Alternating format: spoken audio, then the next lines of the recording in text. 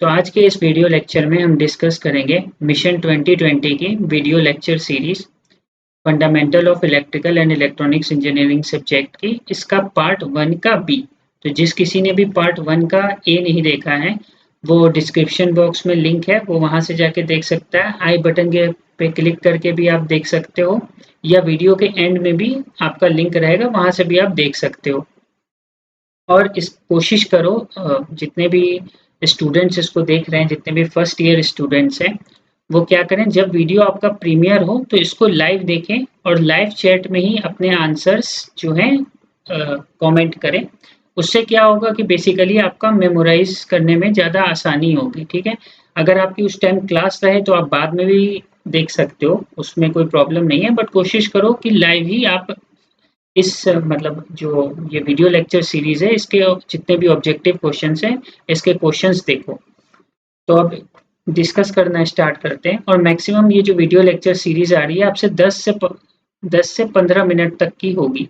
मतलब जितने भी क्वेश्चंस आएंगे जितने भी सब्जेक्ट्स के, वो 10 से 15 मिनट ही मैक्सिमम उसमें कवर हो जाएंगे। तो कोशिश करें आप लाइव देखें इसको। अब चलते हैं, इसको डिस्कस करते हैं क्वेश्चंस को।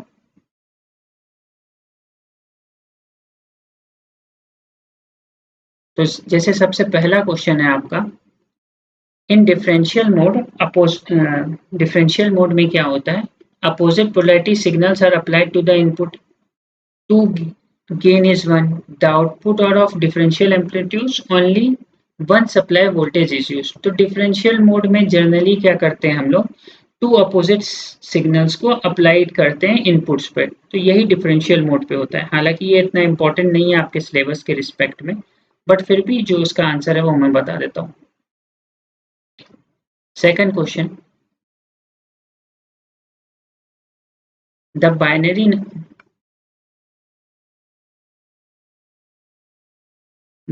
Number 101 is equivalent to decimal number. तो simple binary to decimal convert करना है, 10101। तो ये आपका बाइनरी है, इसको डेसिमल का में चेंज करना है। तो simple 1 into two to the power 1, 0 into two to the power, just a second, 0, 0 into two to the power 1, 1 into two to the power 2, 0 into two to the power 3, या 1 into two to the power 4। ठीक है, 2 to the power 0, 2 to the power 1, 2 to the power 2, 2 to the power 3, 2 to the power 4 और respective bit से multiply करते हैं। तो ये क्या हुआ, 1 plus 0 plus 4 plus 0 plus 16 plus 16। तो 16 4 20, 21। करेक्ट आंसर है ऑप्शन डी 20। यहाँ ध्यान रखना 2 टू द पावर 0 होगा। मैं इसको करेक्ट कर दे रहा हूँ। ठीक है, तो जो करेक्ट आंसर होगा option D 21। Question number 13, universal gate is. तो यूनिवर्सल गेट क्या होता है, आपके ऑप्शंस हैं नैंड और एंड या नॉन ऑफ दिस। तो जो यूनिवर्सल गेट्स होते हैं वो नैंड एंड नॉर होते हैं। क्यों होते हैं, क्योंकि इनसे बाकी सारे जो बेसिक गेट्स हैं वो बनाए जा सकते हैं। तो जो करेक्ट आंसर होगा वो होगा आपका option A. 14th question, A 100 watt 250 volt bulb will have more resistance than 60 watt 250 volt bulb। Option A true, B false, C both A and B, या डी नन ऑफ दिस। तो इसको देखते हैं।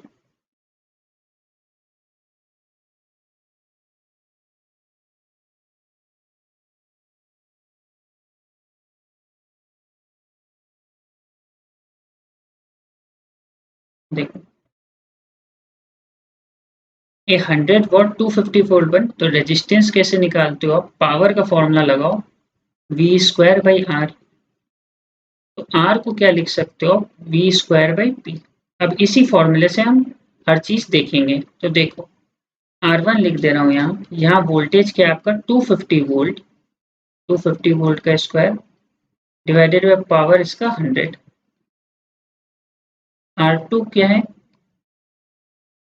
निकालना है अगर वोल्टेज सेकंड का कितना है आपका 250 वोल्ट, मतलब वोल्टेज सेम है, और 60 वॉट पावर। ठीक, तो आप खुद अब इसमें पूछा क्या है कि इसमें कहा है स्टेटमेंट में कि 100 वॉट 250 वोल्ट बल्ब, मतलब R1 की वैल्यू जो है वो R2 से ज़्यादा है, इसी को वेरीफाई करना था सही है कि नहीं है। तो आप इसमें कैलकुलेशन की कोई ज़रूरत नहीं है, आप चाहे कैलकुलेट करके एग्जैक्ट वैल्यू भी निकाल सकते हो, बट हम ऐसे ही ऑब्जर्व कर सकते हैं कि देखो इसका डिनोमिनेटर ज़्यादा है, ठीक है, और इसका डिनोमिनेटर कम है, तो ऑब्वियस बात है R1 की जो वैल्यू होगी वो हमेशा कम होगी R2 से। ये आपका करेक्ट आंसर होगा। तो स्टेटमेंट क्या लिखा था कि R1 की वैल्यू ग्रेटर है R2 से, ये गलत स्टेटमेंट है, यानी कि फॉल्स। आप वैल्यू निकाल के भी देख सकते हो, बट वैल्यू निकालने तक की भी ज़रूरत नहीं है, आप डायरेक्ट यहाँ से भी इसको ऑब्जर्व कर सकते हो कि आप डिनोमिनेटर चेक करोगे तो डिनोमिनेटर कौन सा बड़ा है, 100 या 60, तो आपका डिनोमिनेटर जो बड़ा है वो है 100, और ऑब्वियस बात है डिनोमिनेटर बड़ा है तो वैल्यू कम आएगी, तो R1 की value is less than R2, यानी कि R2 की value is greater than R1। और ये पूछा, इस स्टेटमेंट के बारे में पूछा था, ये सही है या गलत है, तो ये स्टेटमेंट आपका फॉल्स। ध्यान रखना इसको कैसे किया है मैंने, ठीक है। The Kirchhoff law fails in, तो किरचॉफ लॉ फेल कहाँ पे होता है? Option A lumped parameter circuit, option B distributed parameter circuit, option C non linear circuit, या ऑप्शन डी लीनियर सर्किट। तो जो इसका करेक्ट आंसर है वो है डिस्ट्रीब्यूटेड पैरामीटर सर्किट में ये फेल हो जाता है। लम्प्ड पैरामीटर सर्किट में ये चीज जो है फेल नहीं होती है, वहीं पे यूज होती है। तो अब मैं थोड़ा सा बता देता हूँ डिस्ट्रीब्यूटेड और लम्प्ड क्या है, हालांकि क्लास में भी मैं डिस्कस किया हूँ, बट मैं लिख दे रहा हूँ उसको। देखो आप, लम्प्ड एलिमेंट्स क्या होते हैं?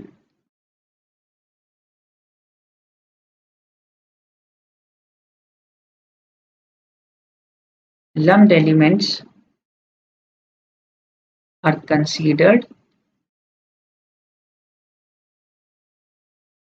एज सेपरेट एलिमेंट, ठीक है, इनको सेपरेट एलिमेंट माना जाता है।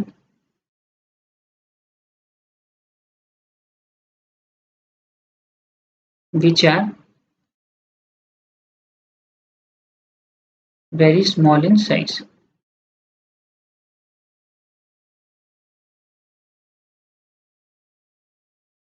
फॉर एग्जाम्पल,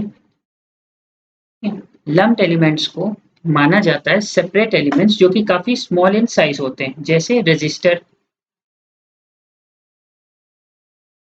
इंडक्टर, कैपेसिटर, ये आपके लम्प्ड एलिमेंट्स होते हैं। डिस्ट्रीब्यूटेड एलिमेंट्स क्या होते हैं?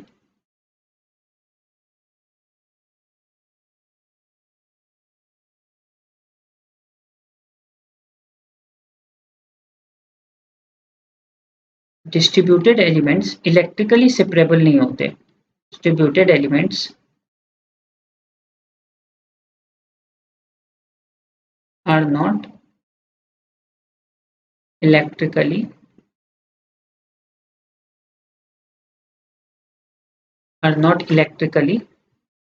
सेपरेबल, ठीक है। These are distributed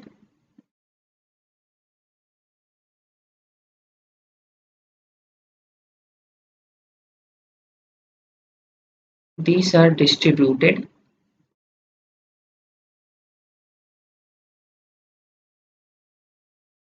over the entire length of the circuit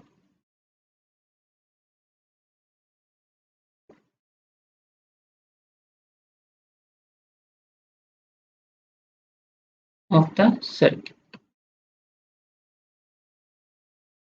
तो देखो डिस्ट्रीब्यूटेड एलिमेंट्स क्या होते हैं? डिस्ट्रीब्यूटेड एलिमेंट्स इलेक्ट्रिकली सेपरेबल नहीं होते, सबसे पहली बात, और ये पूरी लेंथ के अक्रॉस जो है पूरी लेंथ में डिस्ट्रीब्यूटेड रहते हैं, जैसे फॉर एग्जांपल आपका ट्रांसमिशन लाइन।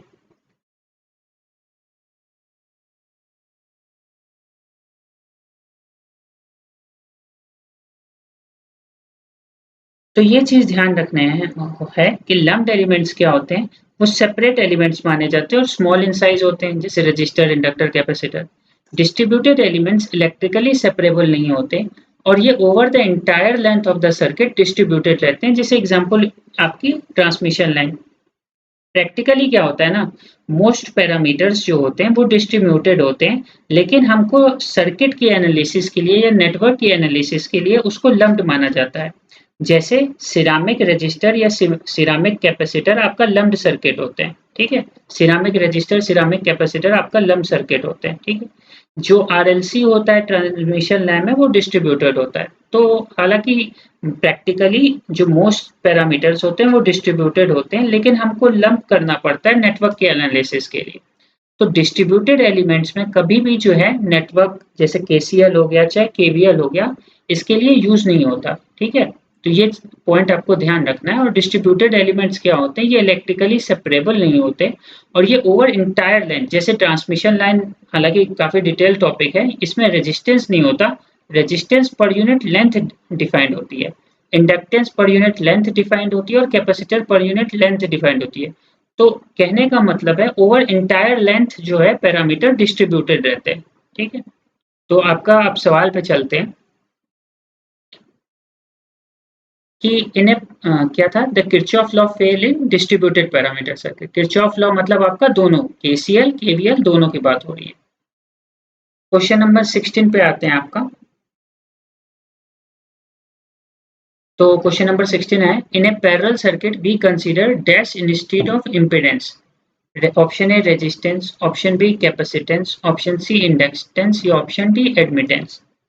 तो बेसिकली इसमें जो है जो करेक्ट आंसर होगा आपका वो होगा आपका एडमिटेंस, क्योंकि पैरेलल सर्किट में हम इम्पीडेंस नहीं कंसीडर करते। इम्पीडेंस डिनोट होता है जेड से,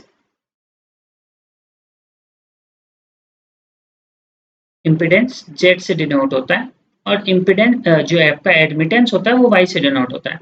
तो पैरेलल सर्किट में हम एडमिटेंस निकालना ज्यादा आसान होता है in comparison to impedance. Next question है आपका, इसको मैं बीच के फ्रेम में कर दे रहा हूँ, just a second.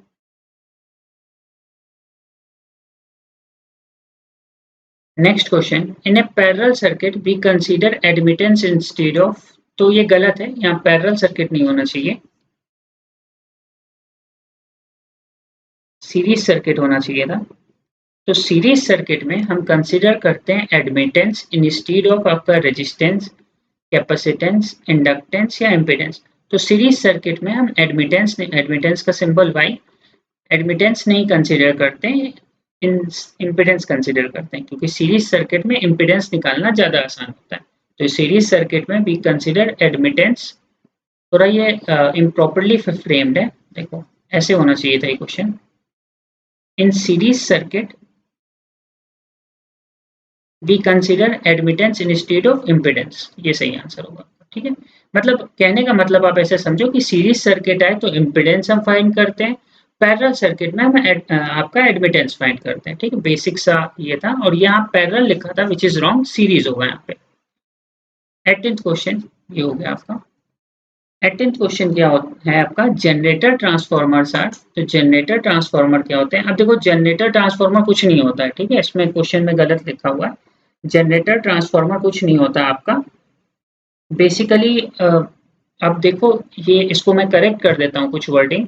Generation side transformer आप कर दो, ठीक है। तो इसको करेक्ट कर दे रहा हूँ, मतलब पावर स्टेशन में जो जनरेशन साइड ट्रांसफार्मर होते हैं ना, ठीक है, किसी भी पावर स्टेशन में जो जनरेशन साइड ट्रांसफार्मर्स होते हैं वो आपके स्टेप ऑफ ट्रांसफार्मर्स होते हैं, ठीक। जैसे आपका ऑप्शन ए स्टेप अप था, बी स्टेप डाउन, सी ऑटो ट्रांसफार्मर, डी 1:1 ट्रांसफार्मर। तो ये चार ट्रांसफार्मर के टाइप्स होते हैं, लेकिन जनरेटर ट्रांसफार्मर कोई वर्ड नहीं होता। जनरेशन साइड ट्रांसफार्मर जो होते हैं आपके स्टेप अप ट्रांसफार्मर्स होते हैं। Correct option is option A. हालांकि ये क्वेश्चन इम्प्रॉपरली फ्रेम था, बट आंसर के हिसाब से मैं बता दे रहा हूँ आपको।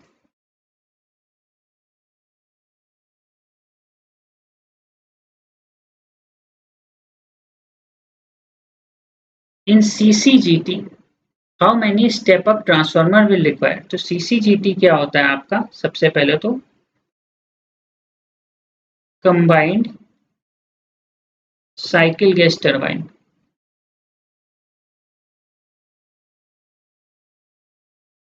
Combined cycle gas turbine.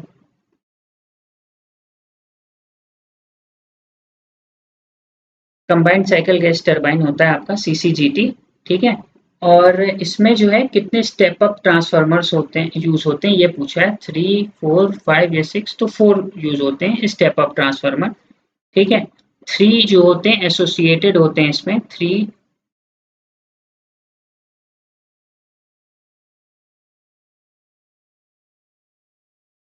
जो 3 होते हैं, मतलब 4 में से 3 एसोसिएटेड होते हैं आपका गैस टरबाइन से, और एक एसोसिएट होता है, एक एसोसिएटेड होता है आपका स्टीम टरबाइन से।